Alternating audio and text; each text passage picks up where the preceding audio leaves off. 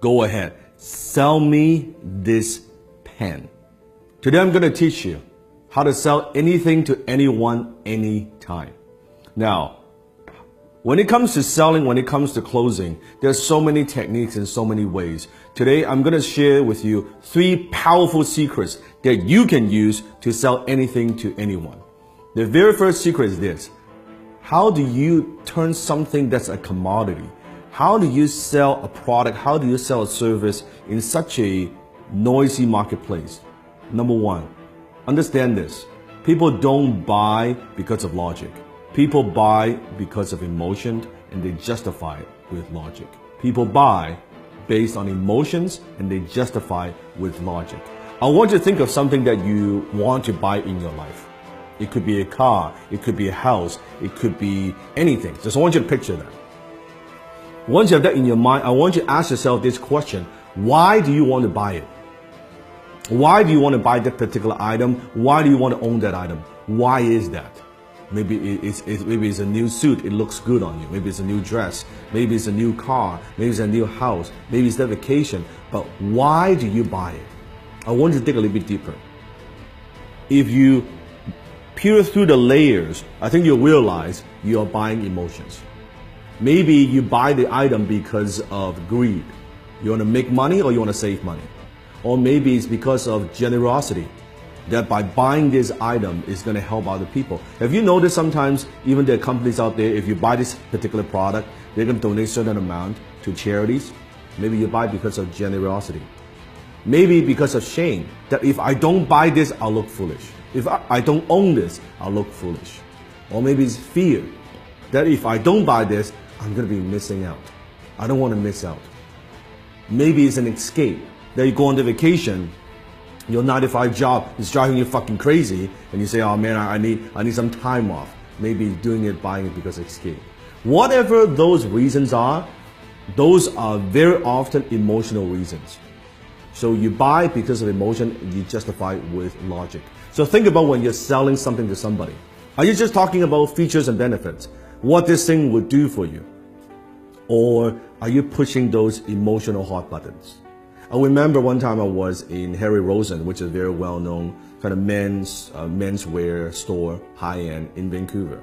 I walked into the store and I was walking by the Tom Ford section.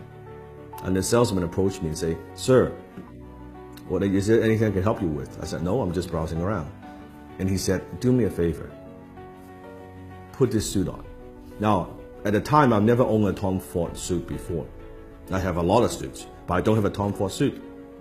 He said, do me a favor, put this on. I said, all right. I put it on. He said, how do you feel? Well, it feels pretty good. I said, okay, also try this on. Put on this tuxedo. I said, okay, that's pretty good. He said, oh, it looks great.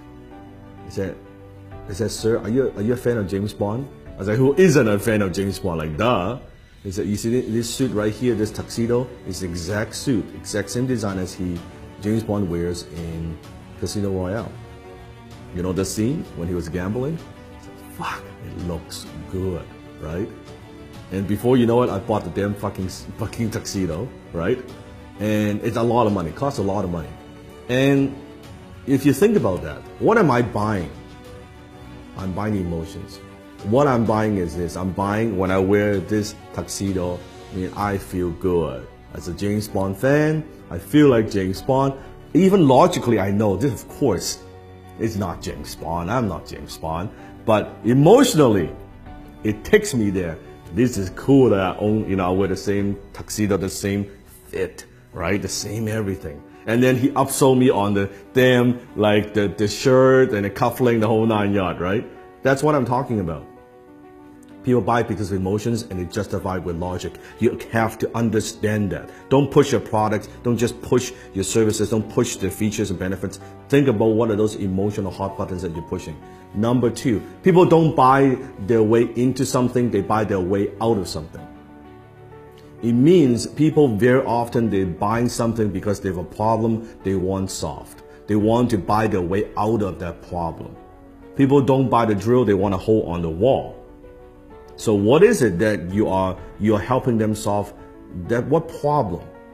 What is it? What is that thing? You have to understand. So I always say the amount of money that you make is in direct proportion to how deep you understand your marketplace's pain.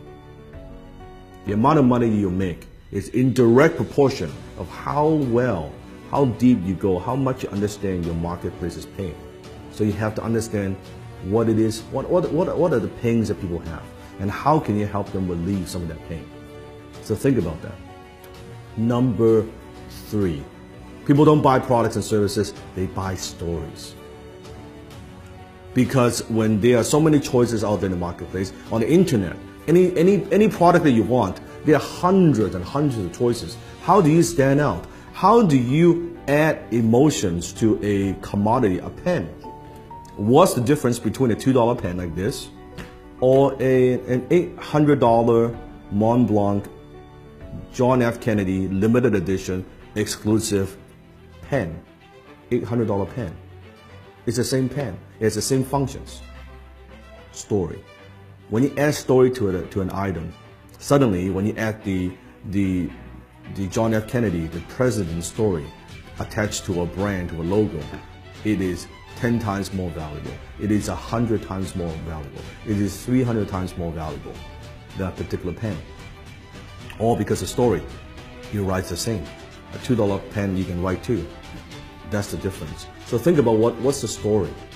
How can you inject stories into everything that you do? Maybe it's an origin story. How did you get started? Why do you do what you do? What about also stories of your customers?